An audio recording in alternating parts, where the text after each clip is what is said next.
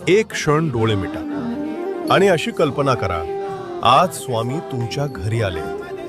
दार उघडताच समोर स्वामी उभे आहेत. शांत चेहरा, डोळ्यांत माया.